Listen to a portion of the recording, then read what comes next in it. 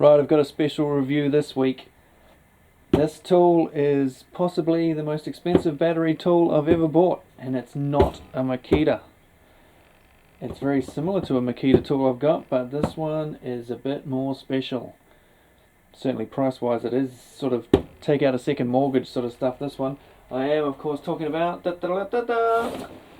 Dyson V10 Absolute Plus Stick Vac.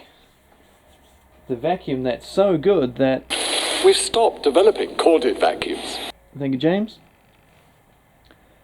Anyway, let's open her up and have a look, and then I'm going to compare it to the Makita, this little sucker here, which is less than 1/5 the price of this, and that includes the battery and the charger and everything. So there's been quite a few of these stick vacs. If you're not aware, there's been still available. You can get V6, V8, and there's different ones, animals, absolute, this, that and the other, and they come with different cleaning heads and different suction, battery life, that sort of thing. So, instructions, obviously. What have we got here? What is that? I have no idea what that is. Like a cushion or something. We'll worry about that in a minute. So, crevice tool.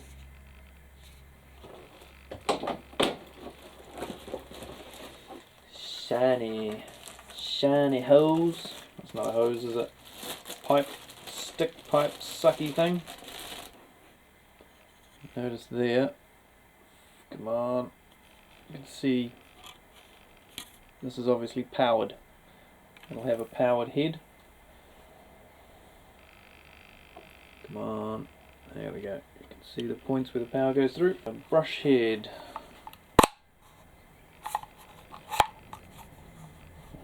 Well, not so brush head. A little velvety bit there. Multi-purpose. This looks like it extends. Extendable narrow tool here. And this I assume is the head. Hope there's somewhere on this machine to clip all these things, because there's lots of little bits already. There's clip in there. Very soft bristles. Lots of boxes. Power lead. Let's plug it into the wall for the battery charger, not for the vacuum. Wow, you get lots of bits with this. Mind you, for that price, I kind of want someone to come around and vacuum the house for me. Okay, so that is a powered head. It's got the power sockets there. The thing I find with these Dyson Vacs is they always feel really plasticky and flimsy. They never feel that solid. They suck really well, but they don't feel all that great for the price. Now on here you've got a rubber squeegee type blade at the back. Small purple felt along the side, and a big felt bumper along the front, presumably so that you don't damage your wall or your skirtings or anything when you have furniture when you come up to it. And the rotating head here, got two different types of brushes, a soft one and a coarser one. Ooh, this one's very soft. Powered head as well, two rollers covered in a soft felt, which feels like it would, not felt, but I don't know what you call that. I imagine it wouldn't last very long. Little rubber wheels on the edges. Once again, you got the felty stuff along the sides and through the middle there. Some sort of adjustment here. And this whole wheel here is like felt with bristle. Multicolored red and purple. Ooh la la. Feels nice. Not that you're going to be feeling the vacuum clean too much. That's rubbing hard up against this plastic bit here, which I guess the shit will stick on here, and then that will scrape it off, and then it can be sucked up. So I'm guessing that's your polished floor attachment, which is what we needed for our wooden floors. clear plastic, I imagine, will get scratched up pretty quick with debris, especially birdseed. And this is flexible side to side there, up and down that way, but different to the other one, which is the ball. This one's got more of a ball joint, slightly more flexible. Right, let's get to the main unit. Before we get to the main unit, I found another box, more bits and pieces. Okay, another powered again. Oh, come on, the lighting for this powered bit's not good. So, powered head again, real scratchy stuff there, and fairly stiff bristles. Guessing that's like a different angles there. Furniture brush maybe. They just keep coming. Gonna have to put an extension on the house for all the bloody attachments. I hope somebody finds a use for all these things.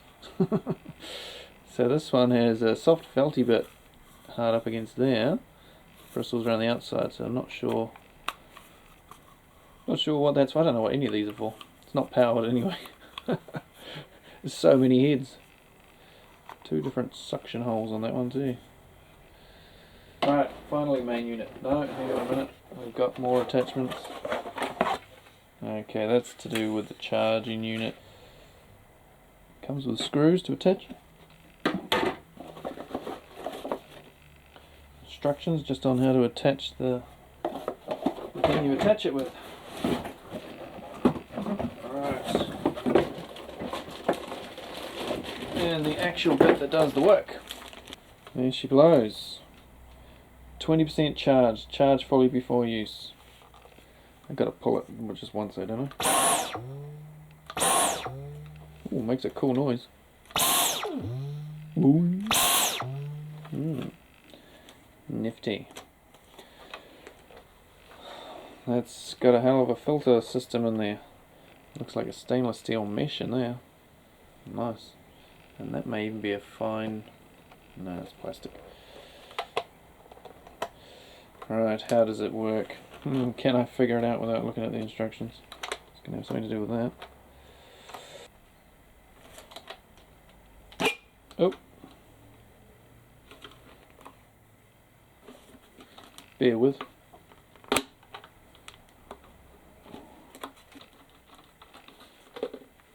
Oh!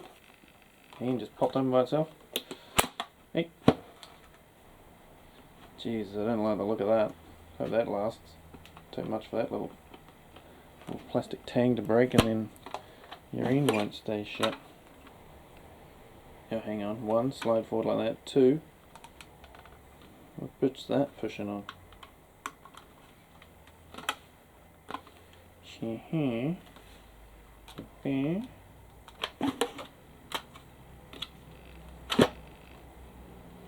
that's never going to pull past there because there's a big seal on the end of it.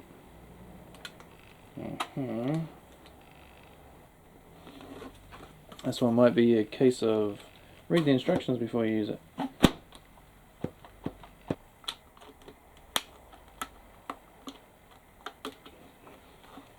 You got 3 settings on here. 3 suction settings, 1, 2, and max. 1, 2, max. Cool noises.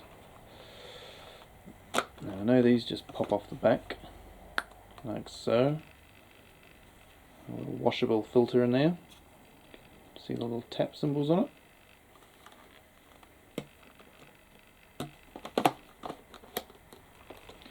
But I still can't work out the front bit. Oh, there's the second button. Aha. Gotcha.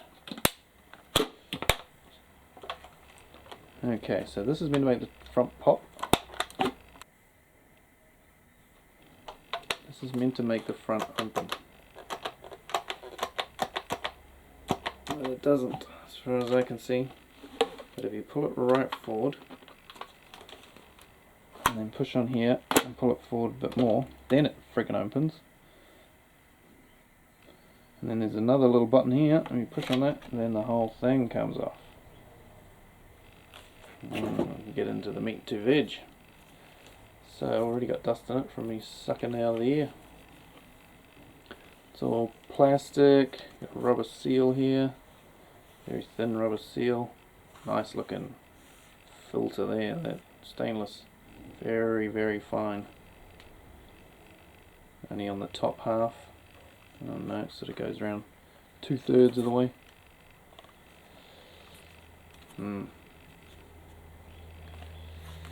Feels fairly sturdy. Well, that doesn't. It's a bit flimsy.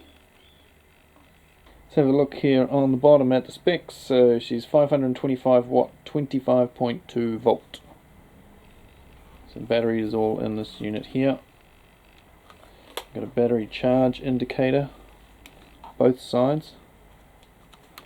You can see only one light, one out of a possible 3 lights coming up. I can see a couple of little other symbols there, which I'm guessing is when it's on charge they'll light up.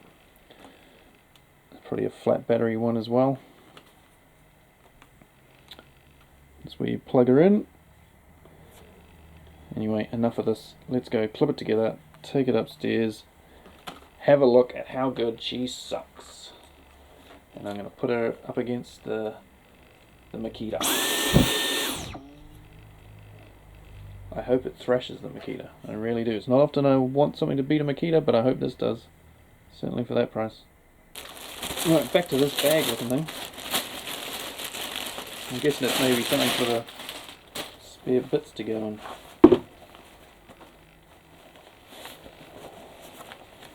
Yep, she's a bag you hang all your parts in.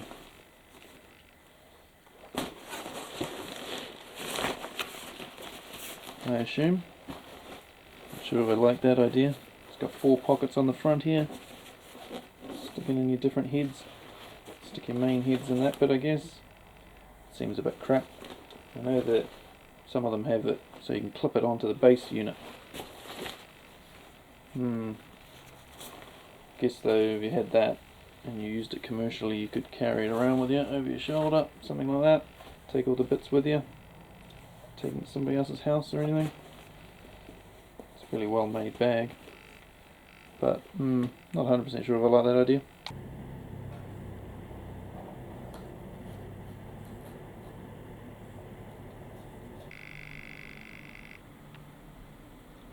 That's what the lights do when it's charging.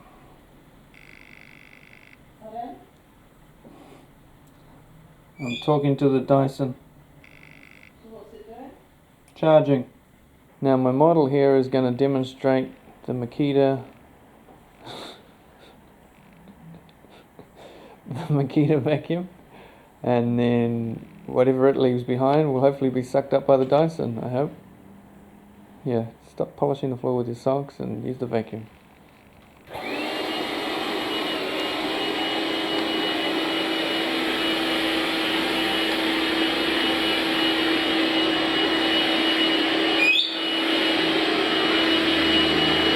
Just put that.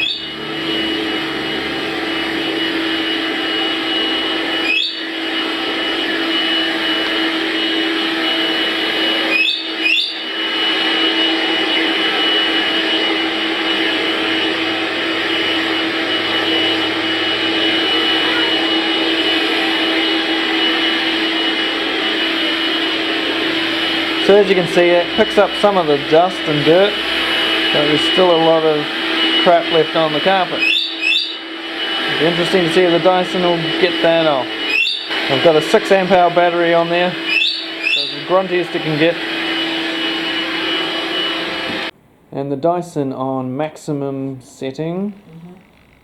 Let's go for it.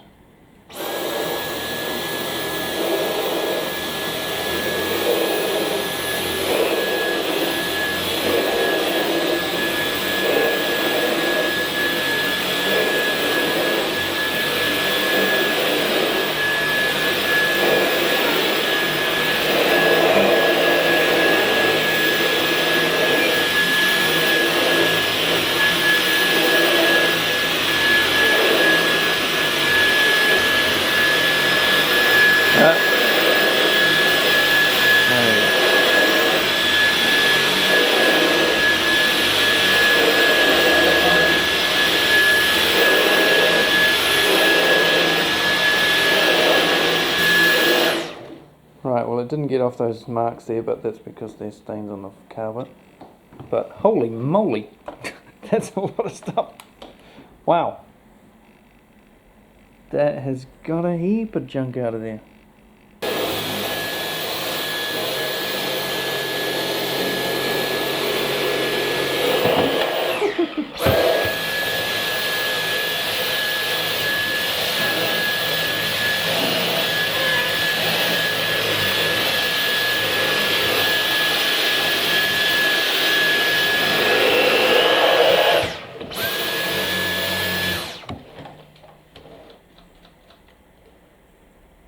Dead already?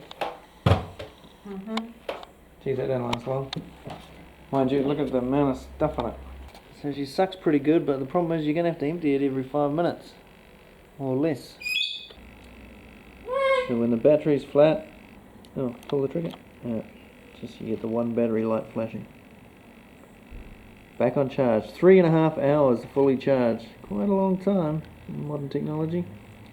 And the other lights, which you might just be able to see on there, are for filter changes and blockages. Now it certainly picks up a lot of stuff. I can't believe in just a couple of minutes how it picks up so much, especially when you think the floor was already fairly clean. Anyway, I've used this quite a few times now, and so this catch thing, like I said, was rubbish right in the beginning. It's not that bad. Finger on the front like that, hold on to the thing, and then oof. And if you can see in there, this red one pushes all the rubbish off the fine stainless filter here as it goes down.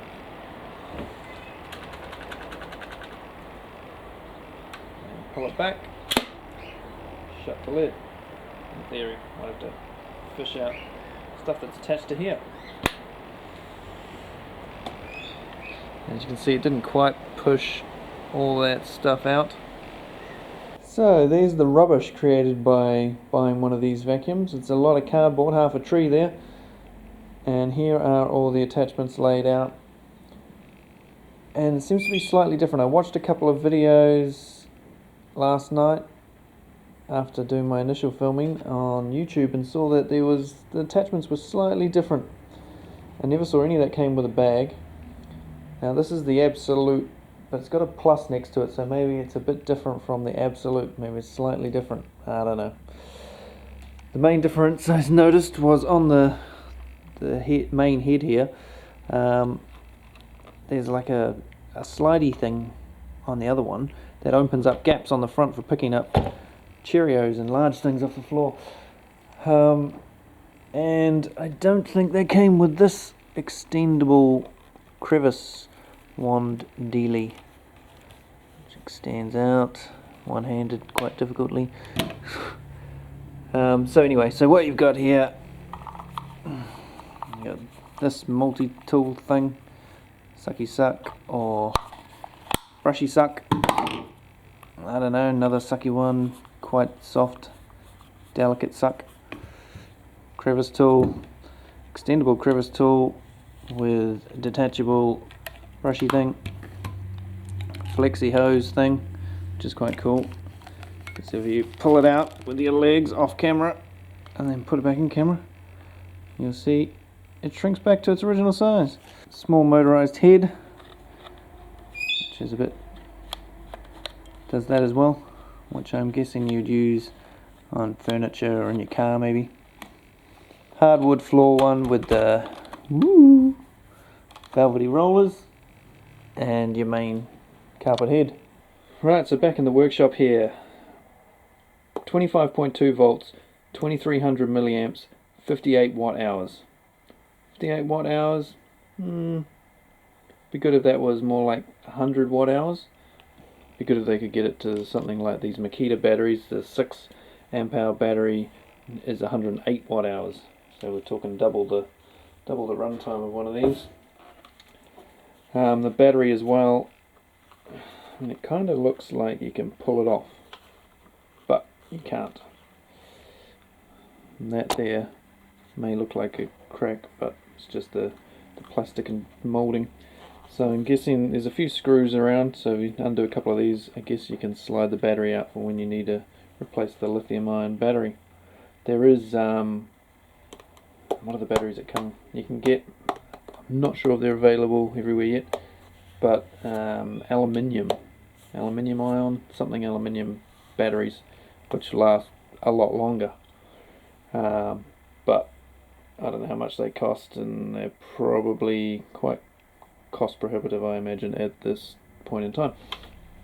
But in the future, that's going to be the way to go, because instead of these, probably last you about 2 years, whereas the aluminium ones apparently can last perhaps up to 15 years, which would be awesome, not just for these, but for everything.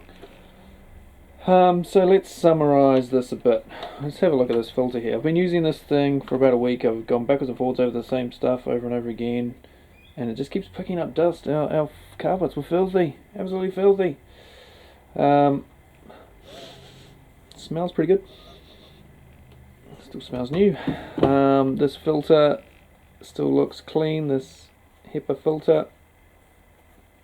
This is the one you just run water through.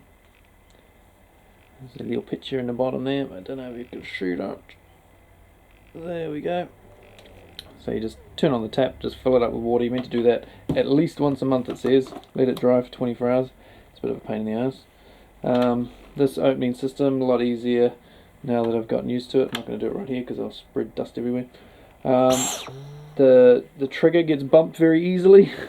When you pick it up, your hand automatically goes there. You can't sort of get underneath that, unless you had really small hands, I suppose. So as soon as you pick it up, it's very touchy, and you just keep bumping the trigger.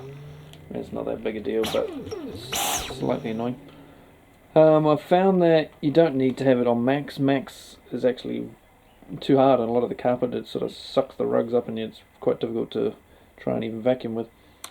Just on the low setting, sucks up heaps of stuff. So yeah, second setting is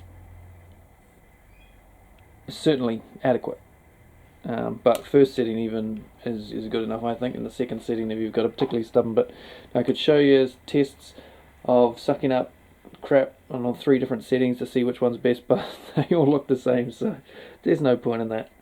They all, unless you really grind stuff in and leave it there for years and then give it a good test. But yeah, if you're just sprinkling stuff on the ground trying to suck it up, they all look identical. So overall, I'm quite happy with it. Hopefully the wife will be happy with it. It's a nifty little unit. It is slightly flimsy feeling. It's a sort of a little bit, plasticky, and sort of maybe got to be a bit careful with it. It comes with so many attachments. I don't know what to do with those yet, because we want to hang this in a certain place, but there's so many attachments that go with it. You can buy holders that all the attachments clip into. Well, that looks a bit dodgy. But even then, they're so ugly, and you wouldn't. People seem to display these things like they're works of art. Well, they're not that good. I don't mind maybe having the unit up, but I don't want another 10 things bleeding around the wall, poking out in every direction. So I think it'll still get kept in a cupboard in the bag it came in. Also, runtime. There's so many different configurations, being that there's 3 power settings and then you've got different powered heads. It's just too hard. It would take days and days, 3.5 hour charge time between each one. Oh man, just trying to test all the different combinations.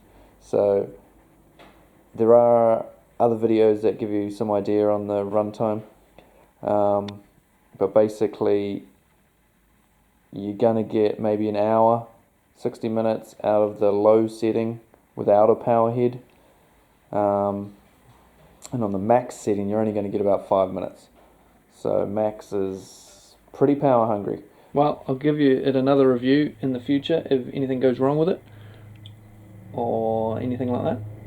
Otherwise, thanks for watching, and I'll see you on the next one. The next one will be a Makita. Okay, the next one will be put it back in the box. It's going to be an impact wrench. For anyone who's interested in the Makita stuff that sat through this whole thing, it's probably completely different people watching this.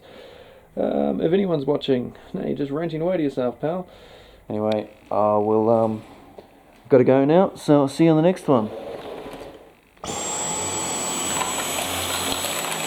Lowest setting. Oh, there's a setting there.